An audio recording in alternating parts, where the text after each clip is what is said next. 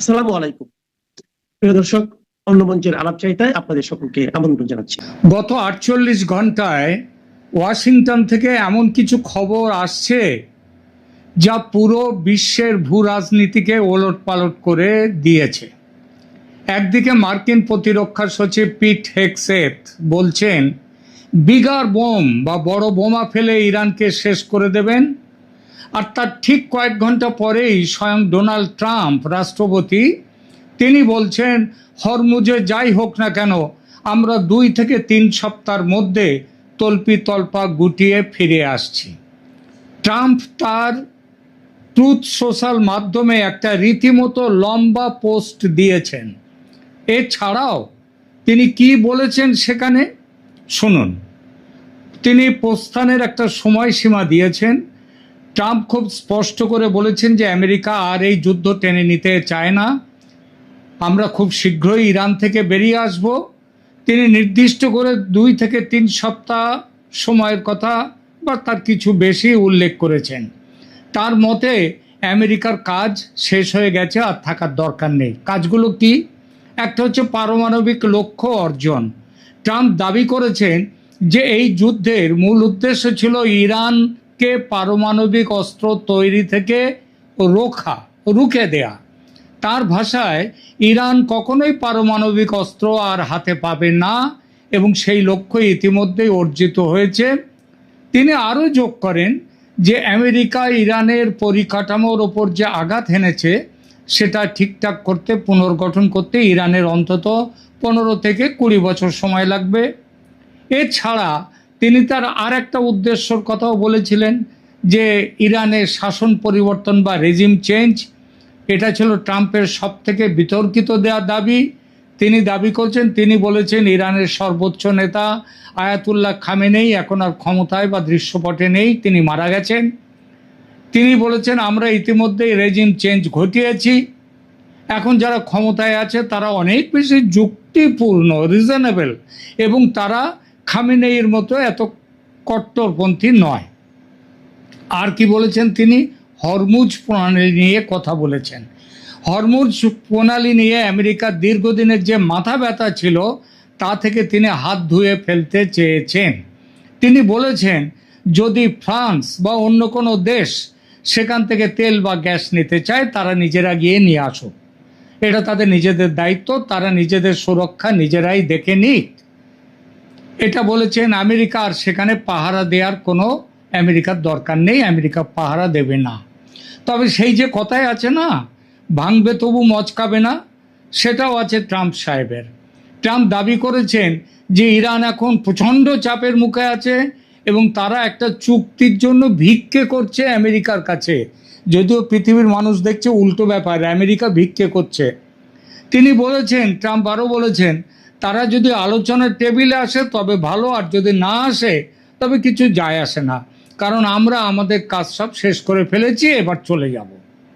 তিনি ইঙ্গিত দিয়েছেন যে তিনি কোনো আনুষ্ঠানিক চুক্তির জন্যও আর অপেক্ষা করবেন না। ওই যে ১৫ শর্ত পাঠিয়েছিলেন ওসব শর্ত তিনি ভুলে গেছেন, বরং মার্কিন সৈন্যদের ঘরে ফিরিয়ে আনাই এখন তার অগ্রাধিকার। কি বুঝলেন? দুনিয়ার কূটনৈতিক বিশেষজ্ঞরা মনে করছেন ট্রাম্প আসলে মিশন সাকসেসফুল ঘোষণা করে একটি সম্মানজনক প্রস্থানের রাস্তা খুঁজছেন। তিনি একদিকে যেমন নিজের সমর্থকদের দেখাতে চাইছেন যে তিনি যুদ্ধ থামিয়েছেন, অন্যদিকে দেশের লোককে দেখাতে চাইছেন ইরানকে এক প্রকার ধ্বংসস্তূপের ওপরে তিনি দাঁড় করিয়ে দিয়েছেন, যাতে অদূর ভবিষ্যতে আমেরিকার জন্য ইরান আর চ্যালেঞ্জ না হতে পারে। তিনি এত শক্তিমান, এটা তিনি নাকি প্রমাণ করে ফেলেছেন, দেশের লোককে সেইটা বলছেন। তবে কথার চাতুরি দিয়ে যতই ঢাকার চেষ্টা করুন না কেন, ব্যথা কোথায় সেটা তো জানতে কারো বাকি নেই। কেন এই হঠাৎ পরিবর্তন? কেন ট্রাম্প মাঝপথে যুদ্ধ ছেড়ে পালানোর কথা ভাবছেন? আর এই পুরো নাটকের নেপথ্যে কি ভারতের প্রধানমন্ত্রী নরেন্দ্র মোদীর কোনো মাস্টার স্ট্রোক রয়েছে? বিশ্বের কূটনৈতিক মহলে এই কথাটা কিন্তু খুব আলোচিত হচ্ছে। আজ আমরা উন্মোচন করব সেই পর্দার পেছনের ঘটনার সত্যতা। কেন হঠাৎ ইউটার্ন নিলেন ট্রাম্প? আমরা আলোচনা করব কেন চীন এই পরিস্থিতিতে মোটামুটি বেশ খুশি, আর কেন আরব দুনিয়া এখন আমেরিকার বদলে ভারতের দিকে তাকাচ্ছে। শেষ পর্যন্ত সঙ্গে থাকুন, কারণ আজকের বিশ্লেষণ আপনার চিন্তাধারা বদলে দেবে। শুরু করি মার্কিন প্রশাসনের গোলক ধাঁধা নিয়ে, ওই যে পরস্পর বিরোধী সংকেত, সেইটা নিয়ে। 2026-এর এই এপ্রিলে দাঁড়িয়ে আমেরিকা যেন এক দ্বিধা বিভক্ত দেশ। একদিকে পেন্টাগন এবং প্রতিরক্ষা মন্ত্রী পিট, মানে ওদের দেশের সচিব বলে, সেই সচিব পিট হেগসেট, তিনি মনে করছেন ইরানকে পারমাণবিক শক্তিহীন করতে হলে এখনও হামলার প্রয়োজন, এবং বড়সড় হামলা, আরও বোমা মারতে হবে, আরও বড় বোমা মারতে হবে, বিগার বম। কিন্তু প্রেসিডেন্ট ট্রাম্প হঠাৎই বলছেন অন্য কথা। তিনি দাবি করছেন ইরানে আমরা যা চাই সব পেয়ে গেছি, আলী খামেনেই নেই, এখনকার শাসকরা নরম ধাতের, শাসক পরিবর্তন হয়ে গেছে, মিশন সাকসেসফুল, তাহলে ফালতু কেন আর যুদ্ধ? অথচ এই প্রেসিডেন্ট ট্রাম্প সমানে বলে আসছিলেন কয়েকদিন আগে পর্যন্ত, এই 3 দিন আগে পর্যন্ত, 2 দিন আগে পর্যন্ত 48 ঘন্টা সময় দিচ্ছেন, 5 দিন সময় দিচ্ছেন, 7 দিন সময় দিচ্ছেন। এটাতে কি বোঝা যায়? তিনি সমানে বলে আসছিলেন ইরানকে এমন শিক্ষা দেব যা তারা চিন্তা করতে পারবে না। বলছিলেন হরমুজ খুলে না দিলে ভয়ঙ্কর পরিণতি হবে। বলছিলেন খার্গ আইল্যান্ড দখলে 10,000 সেনা নামাবো। 5 দিনের সময় দিয়েছিলেন ইরানকে, কিন্তু হঠাৎই উধাও সেই হুমকির ভাষা। তার বদলে 1 এপ্রিল তিনি যা বললেন তার সাদা বাংলায় মানে হলো হরমুজ প্রণালী চুলোয় যাক, আর আমরা যুদ্ধে নেই বাপু। তো ট্রাম্পের এই ইউটার্ন কেন? এই পিছু মোড় কি কেবল রণকৌশল, নাকি বড় কোনো চাপের ফল, নাকি কাল যে তারিখটা ছিল 1 এপ্রিল, সেই 1 এপ্রিল তারিখের এপ্রিল ফুল নয় তো? আজ কিন্তু গতকাল শেয়ার বাজার বড় ঝড় জাম্প দিয়েছিল, আজ কিন্তু আবার নেমে গেছে। হরমুজ প্রণালী বা স্ট্রেট অফ হরমুজ নিয়ে আমেরিকার হঠাৎ অনাগ্রহ কেন? ট্রাম্প বলছেন ফ্রান্স বা অন্য দেশগুলো তাদের তেলের ব্যবস্থা নিজেরাই করে নিক, অর্থাৎ আমেরিকা আর পৃথিবীর পুলিশ হয়ে থাকতে চাইছে না। অথচ আমেরিকার যুদ্ধমন্ত্রী পিট হেগসেট বলছেন ইরানে এখনো কাজ শেষ হয়নি, যুদ্ধ চলবে। কেন এই দুই মুখের কথা? আমেরিকার প্রশাসনের ভিতরে কি তাহলে লড়াই শুরু হলো, নাকি এটা আমেরিকার নতুন কোনো চাল? আমরা যাব এই প্রশ্নের বিশ্লেষণে। গত কয়েকদিন ধরে ইরান বিষয়ক আমার সমস্ত এপিসোডে আমি বলে এসেছি ইরানি প্রতিরোধে বেসামাল আমেরিকা। হরমুজ প্রণালী বন্ধ করে দেওয়ার ফলে বিশ্বজুড়ে ভয়ঙ্কর মন্দা, আর সবার ওপরে পুরো আমেরিকা জুড়ে ট্রাম্পের ইরান যুদ্ধ নিয়ে ব্যাপক প্রতিবাদ। 3,100 জায়গায় প্রায় 1 কোটি মানুষ প্রতিবাদ করছে সমস্ত অঙ্গরাজ্যে। এবং আরও বড় এক কারণ, যুদ্ধের বিপুল খরচ আমেরিকা সামলাতে পারছে না। আমেরিকার দুর্বল অর্থনীতি আরও দুর্বল হয়ে যাচ্ছে। সব মিলিয়ে প্রবল চাপের মধ্যে ডোনাল্ড ট্রাম্প বেরিয়ে আসার পথ একটা গ্রেসফুল এক্সিট রুট। শেষমেশ চক্ষু লজ্জার মাথা খেয়ে সেটাই করে ফেললেন প্রেসিডেন্ট ট্রাম্প। বোঝা গেল 15 দফা শর্ত, পাকিস্তানের মধ্যস্থতার চেষ্টা, এসব ট্রাম্পের কাছে গুরুত্বহীন ছিল।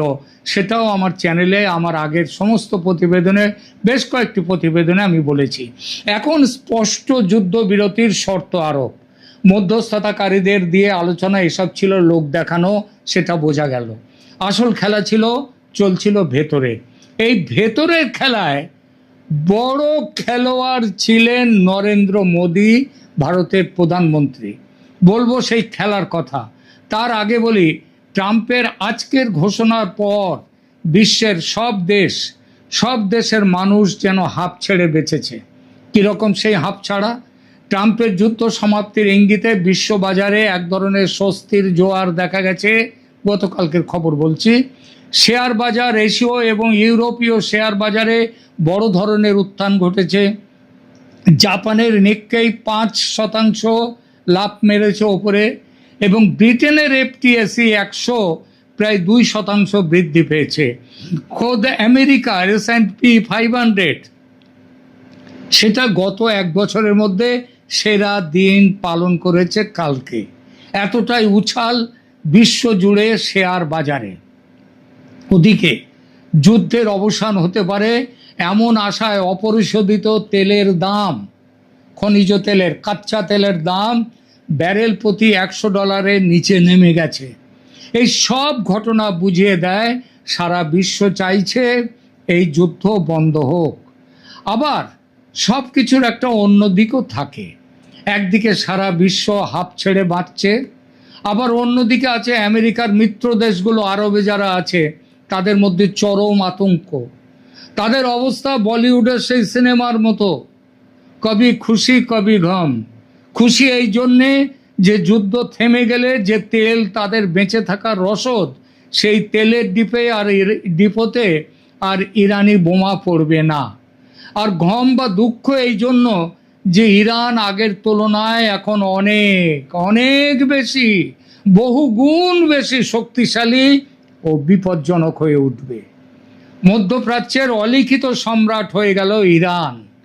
আরও বড় কথা, ইরান হচ্ছে শিয়াদের দেশ, আর মধ্যপ্রাচ্যের সমস্ত বাকি সব দেশ প্রায় একাত্তর ছোটোখাটো ছাড়া, লেবাননে সেখানে শিয়ারা আছে, তো এরা ছাড়া বাকিরা অলিখিত সম্রাট, তারা হচ্ছে সুন্নিদের দেশ। বাহরিন আবার উল্টো ব্যাপার, বাহরিনের যে শাসক তিনি সুন্নি, কিন্তু বাহরিনের বেশিরভাগ জনতা তারা হচ্ছে শিয়া। সুতরাং আমেরিকা যদি হঠাৎ যুদ্ধ অর্ধেক রেখে চলে যায়, তবে শিয়াদের বলবোলাও শুরু হবে। আর শিয়াদের সম্পর্কে সুন্নিরা আগে কি বলতো জানেন? সুন্নিরা আগে বলতো শিয়াদের ঘরের ভাত খাবো না, থুতু দিত।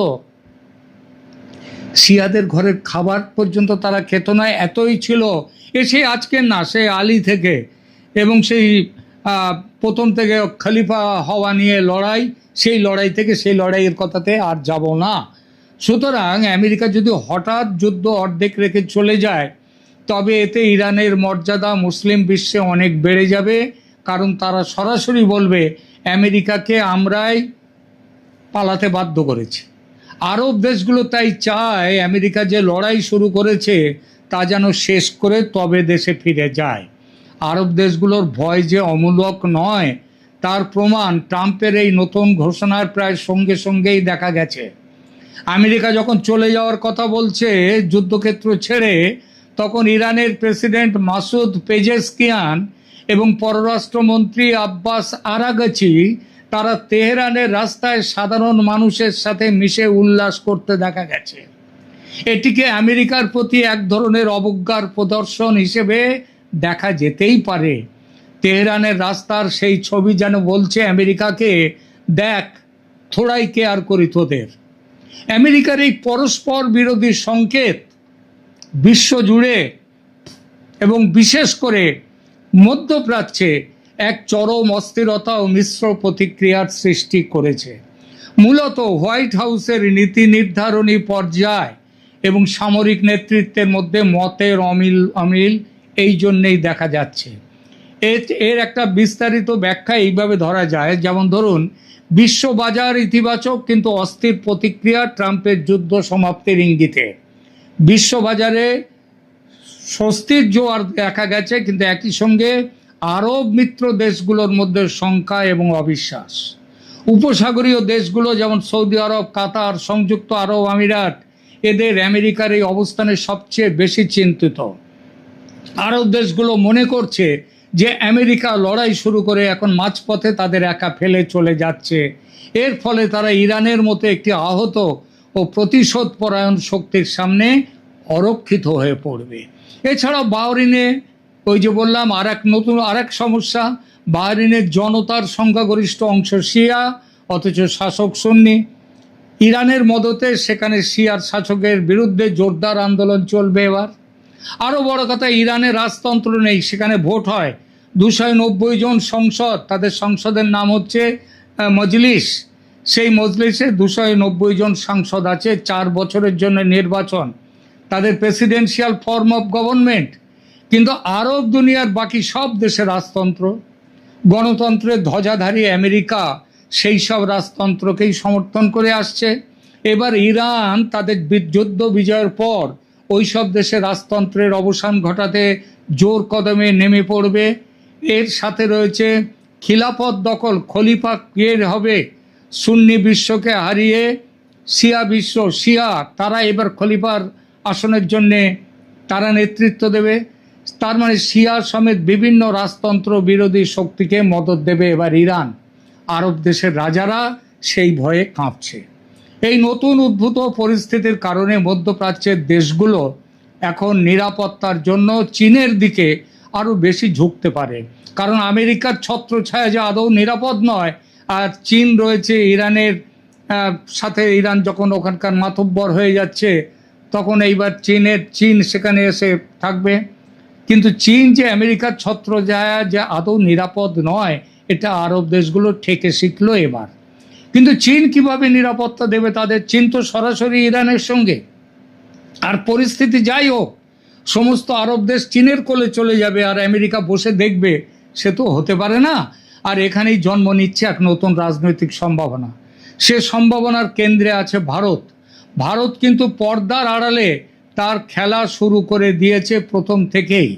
সেই খেলার প্রথম সফলতা দেখা গিয়েছিল যখন হরমুজ প্রণালী থেকে ভারতের তেল ও গ্যাস বোঝাই জাহাজ ছাড়পত্র পেল যাওয়া আসার। আর এখন তো ভারতের জাহাজকে অবাধ ছাড় দিয়ে দিয়েছে ইরান। ইরানের সঙ্গে ভারতের এতটাই ভালো সম্পর্ক। অন্যদিকে ভারতের খারাপ সম্পর্ক নয় আমেরিকার সঙ্গেও, সেখানেও কাজ চালানোর মতো এবং ভালো সম্পর্ক। আর সেই সম্পর্কের কথা মাথায় রেখে কূটনৈতিক মহলে এখন সব থেকে বড় গুঞ্জন ট্রাম্পের এই যে ডিগবাজি খাওয়া, এর পেছনে ভারতের ভূমিকা কতটা। ভারতের ভূমিকার শুরু হলো গত 24শে মার্চের সেই ফোন কল দিয়ে ইরানের জোরদার প্রত্যাঘাতে বেসামাল ট্রাম্প যুদ্ধ থেকে বেরিয়ে আসতে পথ খোঁজার জন্য মধ্যস্থতা করতে ফোন করেছিলেন প্রধানমন্ত্রী মোদিকে। দীর্ঘ সময় ধরে বিষয় যুদ্ধ বন্ধের জন্য মধ্যস্থতা করুক ভারত। কি কথা হয়েছিল তাদের দুজনের মধ্যে? নয়াদিল্লি এবং ওয়াশিংটন দুদিক থেকেই খবর, প্রধানমন্ত্রী মোদি ট্রাম্পকে একটা রিয়ালিটি চেক দিয়েছিলেন সেদিন। ভারত তার তেলের বিশাল অংশ পায় আরবের এই অঞ্চল থেকে। যুদ্ধ দীর্ঘস্থায়ী হলে ভারতে মুদ্রাস্ফীতি বাড়বে আর তার প্রভাব পড়বে আমেরিকার বাজারেও। ট্রাম্প একজন ব্যবসায়ী, তিনি বোঝেন যে তেলের দাম বাড়লে 2026-এর পরবর্তী সময়ে তার নিজের গদিতেও টান পড়তে পারে। তাছাড়া দেশের অর্থনীতি খেয়ে নিচ্ছে যুদ্ধ।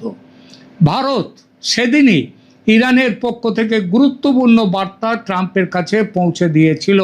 মনে রাখবেন, ইরানের সাথে ভারতের চাবাহার বন্দর এবং দীর্ঘদিনের কূটনৈতিক সম্পর্ক অত্যন্ত সুসম্পর্ক।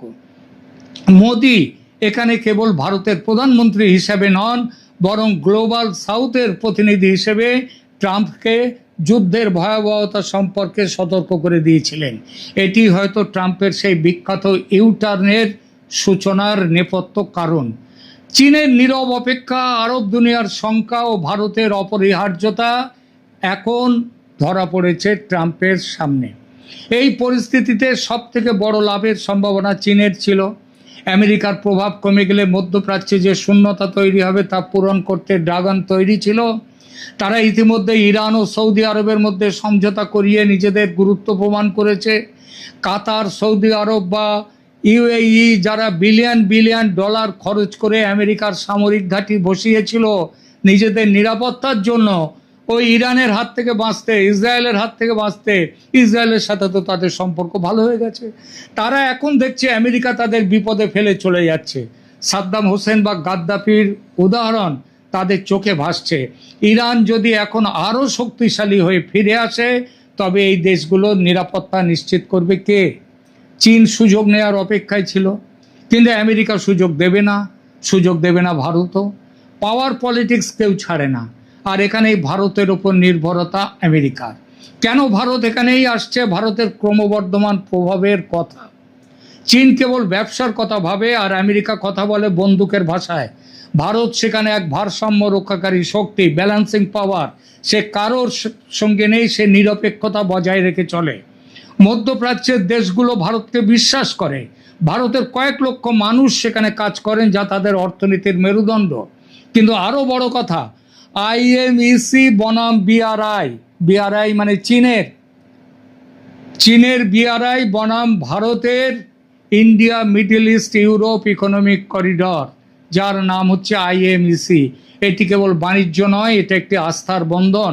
ভারত এখন আর কেবল চাল ডাল রপ্তানি করে না, ভারত এখন ব্রহ্মস মিসাইল, তেজস ফাইটার জেটের মতো আধুনিক অস্ত্র এই দেশগুলোকে বিক্রি করতে পারে, দেওয়ার ক্ষমতা রাখে, তাও কোনো কঠিন শর্ত ছাড়াই। তাই আমেরিকা যদি সত্যি চলে যায়, অথবা যদি লো প্রোফাইল মেনটেন করে লো প্রোফাইল, তবে ভারতের প্রভাব সেখানে কয়েক গুণ বেড়ে যাবে।